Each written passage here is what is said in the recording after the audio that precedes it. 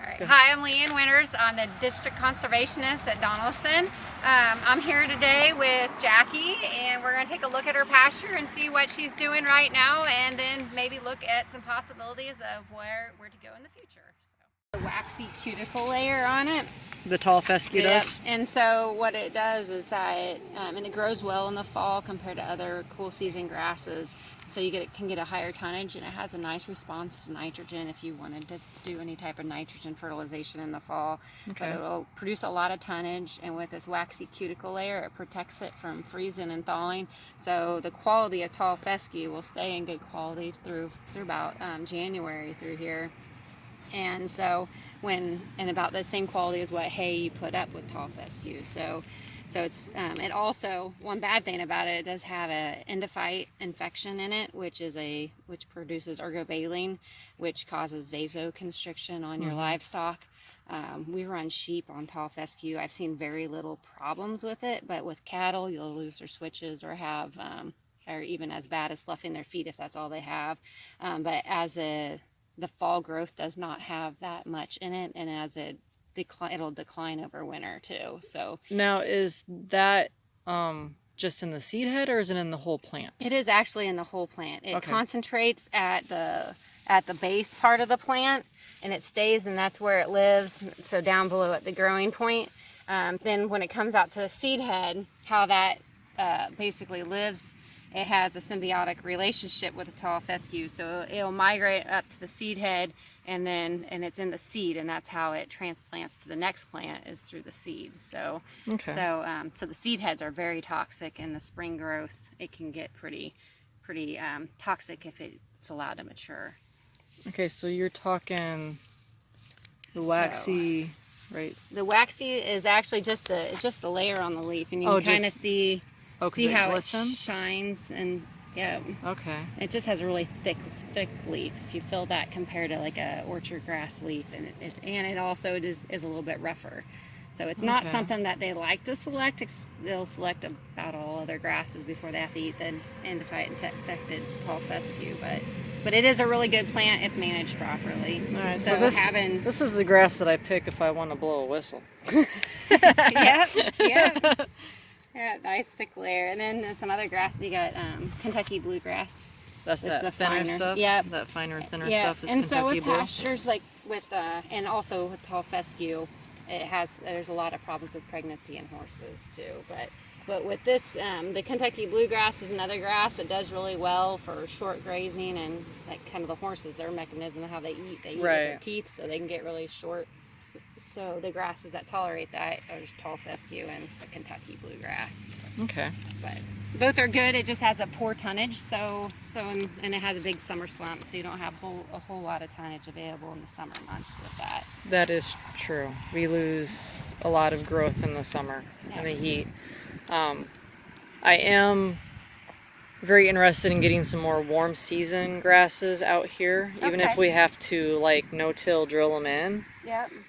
Because I think that will help us keep some grazing going Yep. year-round. And those work out really well if you have a block where you'd like to move to a warm season grass, Mhm. and that way you're managing that warm season grass, because if you mix them in together, your cool seasons in our area is going to end up out competing and The taking warm over, season? yeah, over the warm season. I've seen a few grazing systems where you're doing more of the high density, quick turnaround, where warm seasons can persist with cool seasons. But in our normal systems here, it works out a lot better if you have like a block or like an area. So if you had like 6 paddocks, then have one of those for a warm season grass. Okay. All right, well, maybe as we're walking around, we can try to find one that would be good for a warm season. Okay, sounds good. All right, so is this kind of your central point and where the water's located at? Yes. So what we're doing now is, he unplugged all the electric, is we are funneling, we've gotten 6 inches of rain in like 3 days. But the horses tend to just do the dirt thing. We try putting just water out in the different paddocks for them and not funneling them through here the lot. But they did that. So we just started, hi Daisy. We just started funneling them right through the lot And we've decided that I think the best practice for them is just to give them a centralized location to go in, get water, and because they just want to hover around it anyway, and then we don't get any regrowth back there. Yeah. I mean, we'll have regrowth back here in the spring, but it'll be way shorter than the other stuff. Yeah. And we have a grazing specialist. Her name is Stacy Prass. Okay. And she's really good with grazing systems with horses. That's kind of her specialty. So we can go out and take a look, but if you'd have time to let her come out and take a look at it. Oh, yeah, that'd be great. Work in her schedule. But I'm better with cattle and sheep and. Well, I got other 4 of them practices, too, so- and we want to get more. Right. We're using them to eat what the pickies out back here don't want to eat. Yeah. Ours are a little less picky than some people's, I think. They'll eat giant ragweed and whatever that other weed is over there, and some other stuff. They actually they eat up. They love giant ragweed. Yep. But looking out across here, I mean, like I say, your predominant grass that you got is tall fescue, so that's a good thing. And it's just kind of depending on what stages and stage Right. Well, we don't have any. Mayor is going to get bred Okay. right now. I don't know if we ever will. Not real sure, but Yeah. So with this, so you have this all that's stripped off, and then all your paddocks that you have right now can all go into the. yeah, we normally along that perimeter fence bordering the back of the house. Okay. We normally put an alleyway type thing up to go in there for the horses, and we have that one stupid white sheep that keeps jumping out, so we put up 3 strands. You always have to have one of those. Luckily, he'll be ready to butcher in November, so if you Okay. know anybody, Yeah. we're looking for someone to buy him and put him on their dining room table. Okay, around here there's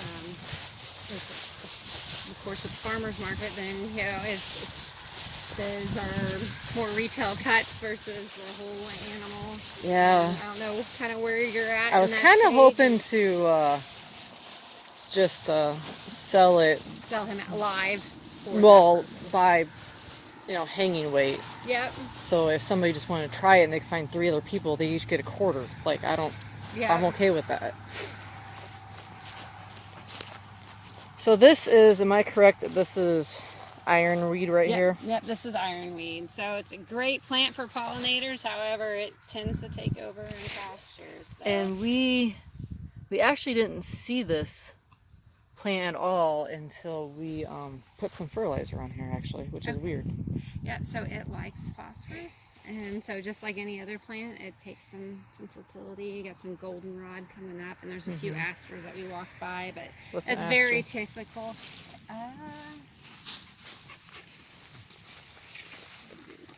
Is that an aster? The white. Oh, the little white daisy looking flower thing? That's an aster, huh? Yeah. Now, do sheep eat that? Is that okay for them to eat? Yeah, yep. I don't know if you've had sheep here, but you can kind Yeah, I of see have. where they've kind of nipped off on the Yeah. edges of it. They, with sheep, they like the tender parts, and then it starts getting stemmy. They're done with it, but they do a really good job browsing and taking leaves off. But I've heard that they can tolerate some of this, but not a lot. Yeah. I've heard that ironweed can be a little bit. And the goldenrod, you can kind of even see there, Yep. which it stays greener longer, and so they're definitely hitting that. So Yeah, you're you can definitely see. getting some nutrients out of that for them. But having that in here too, when I grew up, I always thought, oh, my pasture needs to be clean. It needs to be grasses and legumes. Right. And then now, knowing kind of how that grazing and adaptive grazing and being able to graze and move off of it, having diversity in the root systems too. So these plants are going to have just a nice tap roots that's going to be at a different layer. So it's not bad to have these in your pasture. Yeah, so the tap root of the goldenrod, it grows down like a carrot. And then the grass spreads out, the roots spread out more like a fibrous mat, yeah, they're right? a fibrous mass. So Yeah. most of their mass is going to be in that top few inches. Well, these are going to have most of their mass below the top few inches. Which is why these things are prevailing in the drought. So this here See it's got a stolon, which is a stem that runs across the ground that is like a white clover. So that's a really common clover to have in We a have pasture. a ton of that. Yep. And I don't like seeing it because it makes the horses slobber really It bad. makes them slobber. Okay. I would rather see red clover. It doesn't make them slobber as bad unless they eat a bunch of it. Okay. But we have a ton of white clover. Because when we were continuously grazing it and it got overgrazed, that's what came back. Yes, you have white clover and Kentucky bluegrass, and you kind of see in this area, that's tall fescue there. But the stuff with that has like the boat shape in, that's all that Kentucky bluegrass. Yep. Which actually, when you put it next to a really green plant, it actually does look kind of bluish. Yep. It's kind of fun. Yep. So is this, and then do you just keep moving on the sheep across then? Well, the plan is we have to do a little bit of fence work for electric, put electric way back over there, which we can walk that direction too. Just got to jump some fences. But we're trying to figure out a plan as to we got to pull the horses out, tie them up, we think, and then we're just going to try to run them through the lot to get them back there once we got the spot. We'll see how well that works because of that jumpy white one. There you go. Actually, that one's out right now. He's like over here saying hi. Oh, this grass is so much better than the stuff in my pasture. Yeah. And that's one thing too when you're doing so your rotational grazing, we have your water point in a central location. For our grazing systems, we try to get them more centrally located for the pasture and not centrally located for all the paddocks to go into. And the main reason for that is, as you tell, when we was up at that end, it was a lot shorter. And as further back we go, they don't graze it as well. So you get a not as even graze and not as even manure distribution of your pasture. But for what you guys got going and the species that you have, I say it looks really, you guys are doing a nice job. Oh, thank you. We're trying. Those, that grove of thorny locust trees, we've cut them out of there twice now. Yeah. Three times. Well, we're going to cut them out again. But we thought... Stump treating when you do that? Or? Yeah, we did. Okay. Well, we did. So we tried a different stump, and it seemed to be working this time. Okay. We had less regrowth. You guys use Tordon? Or? It was, no. When we used Tordon, it didn't seem to work. No, Tordon does not work well with black locust. So what we did was we did a diesel fuel and crossbow. Okay. And that seemed to actually work. And I've heard of using stump treat with straight Roundup, but we really don't give a whole lot of chemical recommendations, but I know that's our district foresters. But so we turned the sheep in there. Let them graze around it. And they've done a nice job at packing it down and grazing the lower leaves on that thing. I really like the lower leaves. So then that way, when we go to get in there to cut them down, cut them back in the fall, it'll be easier for us to get in there. We don't have so much underbrush and cut it down. That was our... And they went in there, they attacked it, and I moved them in there before we got that string of storms that come through, because I'm like, they need some place to go, and we don't...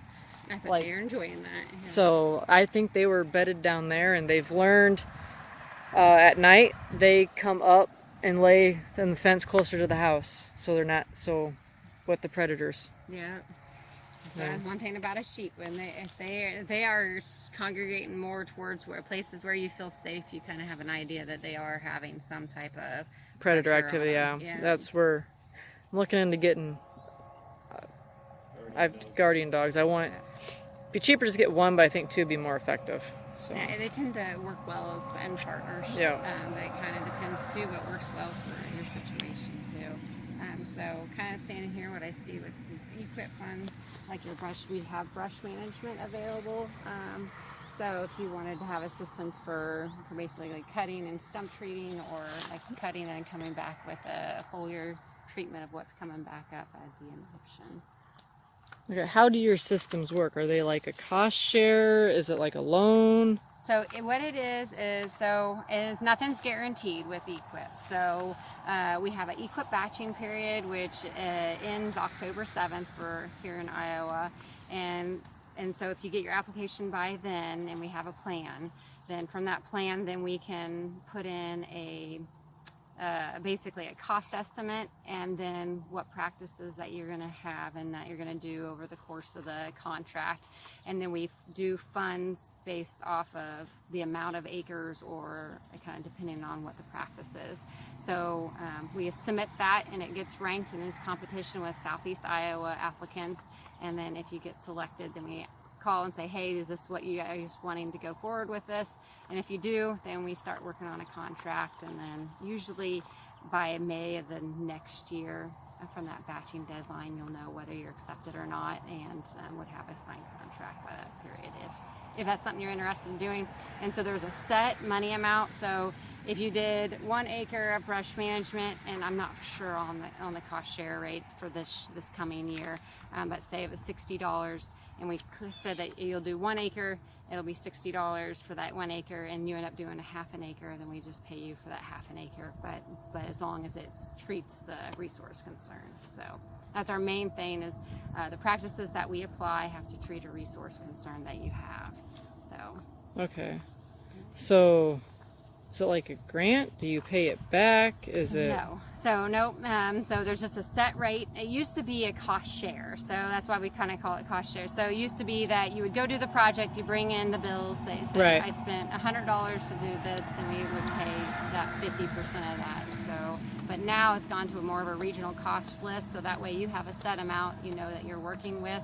That way, if the prices go up, or if you need to get estimates, you kind of have an idea of where you're at the end of that. So you still have to complete it all the way, pay your bills if you have a contractor do any work, and then we submit that for payment for that set amount. So it's like a reimbursement. Yeah, a reimbursement for a portion of your expenditures. For a portion.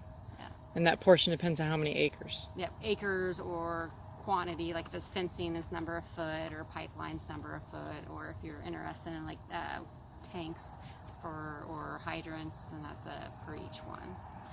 Okay. So, and we should have that list hopefully in the next month or so, I'd say by November for next year. So our fiscal year actually ends the end of this month. Okay. But if we were interested in doing a program, we'd have to have an application submitted by October 7th. Yes. Yep. That's just right around the corner. Yes, just right around the corner. No pressure. No pressure. But if you do sign an application, nothing's binding. Even if we get it ranked and we say, hey, you're accepted, and it's something you decide that you don't want to do, that is just fine. Okay. It's just after you sign the contract, then you're kind of bound to do the work. And how long is the contract for? It kind of depends how it's set up. We like to get them completed within a year, but kind of depending on what you're doing, up to 3 years. So I know you visited about maybe take some row crop ground or some hay ground and convert it to pasture ground instead of hay or row crop. And so things like that take time. So then we'd be kind of basing it off the next available time to get a good seeding on it, the time that it'd take to get the pipeline or water installed on it. Okay. Is there any sort of records I need to keep with that besides for just my receipts? And so to get cost, so like on pipelines, fencing and stuff like that, to get that cost share, you just have to keep your receipts, any labor or time that you spend, also kind of write a bill as though you were doing the work for somebody else, and then you turn that into us, and we provide that cost share for that, as long as it meets our standards and specs. And you'll get way too much paperwork, but we'll probably like maybe 10 pages on each practice that you need to do, so I'll give you an idea of what you have to do to meet our specs. With fencing and other things, it's pretty typical of our area what a standard fence is built around. So. Okay, so that fence, we did a 6-strand twisted wire, Okay. and then we put we have 2 electric wires, one bottom, one top. Okay. Is that pretty typical, or do they like to do the honestly, like the woven wire would just be quicker for us, but it's also more expensive, which is why we went that route. But yeah, so we do have the option of woven wire, barbed wire, and high tensile. And then for interior fences, kind of like what you have set up, like if you have another area elsewhere that you would like to do temporary interior, we can do some temporary fencing as well. But as far as, the no barbed wire, that's definitely something I'd have to run across our grazing specialist to see. which I chose that because of the horses. Yes, and that makes 100% sense not having barbed wire and horses. Yeah, I am kind of leaning towards high tensile Okay. for the next fencing deal that we have to do as far as perimeter. Okay. Just because of our we have high deer traffic through here Yeah. and stuff, and it seems to bounce back a little bit better. And it seems to, so the height, the woven wire, so if you said you're possibly thinking about expanding your sheep herd to, Right. to like maybe 20 head Right. or something. It seems like, so any areas that it's possible if you don't have a barbed wire on the bottom, they're going to go under. And so if you put up like your fencing here, imagine with the hot wire in front of it, they probably respect that pretty well. But then the high tensile fencing, it seems to work well with small ruminants too. Okay, because that high tensile, if we do the timeless fence, the PVC looking T-post, Yeah. then I was just gonna like shoot electricity through all the strands. Okay. You know, like they're all getting juiced. Yep. I don't blame you. And it doesn't hurt too when you're doing those fencings if you have like 5 strands to have 1 or 2 of those that are not energized. Yeah. That way, and work have those attached to the grounds, and then that way when they do touch it and they touch the other wire, they are for sure shocked, even in like a drought type situation like we just came out of. Okay. All right. Well, do you want to take a look at the rest of the pasture? Yes. Okay. Out, to get it a little bit more centrally located. Right. That's something we could do. Kind of looking at your species. I know that you have horses and you may have the one bred. If you want to take one of these paddocks, and also because it's predominantly tall fescue, that is, we do have cost share for renovating your pastures to other species that don't have the endophyte in it, or species like orchard grass and broom and things like that. Right. Which is we can go up there. It's all bean field right now, but Yeah. you could, I don't know, guess take a gander at it. But up there, that's where we're going to turn that into hay. Okay. And I thought if we did fescue there, I'd like to do the species that didn't have the endophyte in Yeah. it, because I know you can buy that seed now. Yes. Yep. This stuff's actually coming back pretty good. This was like dirt.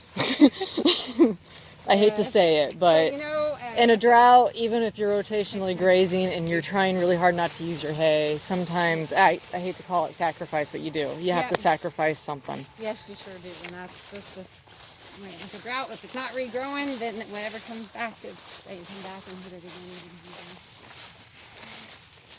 And then you said too, maybe an area for warm season grasses. I Yeah. didn't know if you're wanting to maybe like what areas too that you're thinking.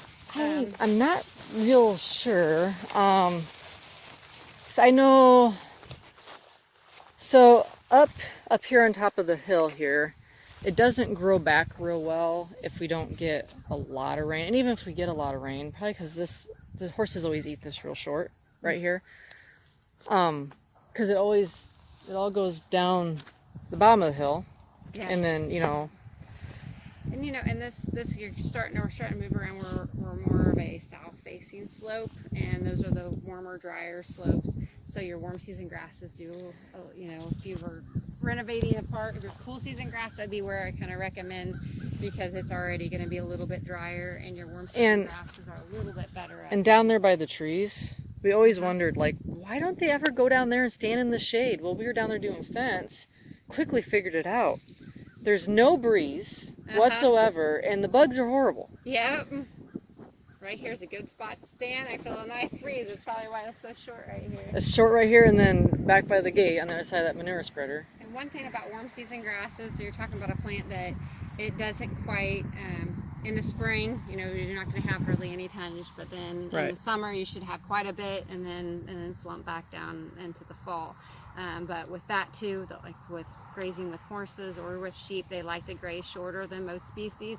And those warm season grasses, you really don't want to take them very short at all, because they don't do well with being grazed short. So with your residues, we always, like with what you have here, no shorter than that 4 to 6 inches, and then your warm season grasses, you're gonna be looking at like that, kind of depending on how much growth that you get, that's 8 to 6 inches, and sometimes even 10 inches of leftover.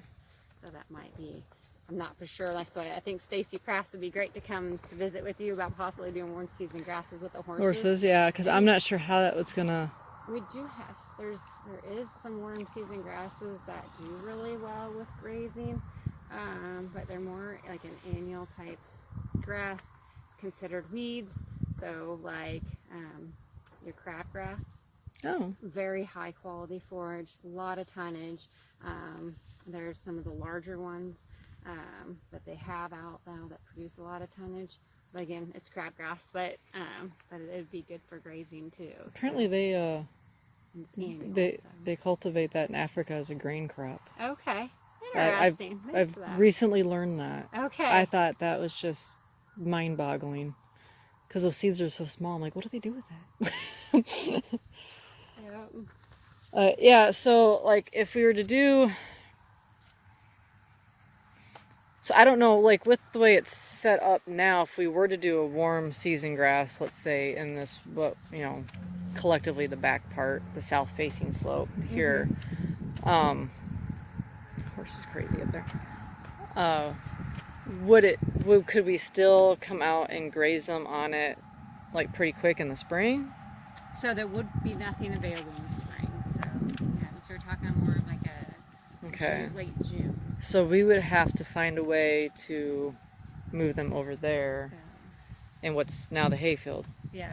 which Or you can do so if you'd want to do a portion of your hayfield, but it looks like it's nicely established right now. If you haven't, I wouldn't go there it's and really take a not. look We at can it. go take a look, Okay. but it's really not. Yeah, so it might be handier to have your cool season grasses, you know, that you're going to be on more up close, and then maybe the ones that you won't be on as much, but you'll have forage available and give this a rest during the summer months. Right. That could be. Then we'll just have to worry about getting water over there. Yeah. Okay. Well, let's go for a walk. All right, sounds good.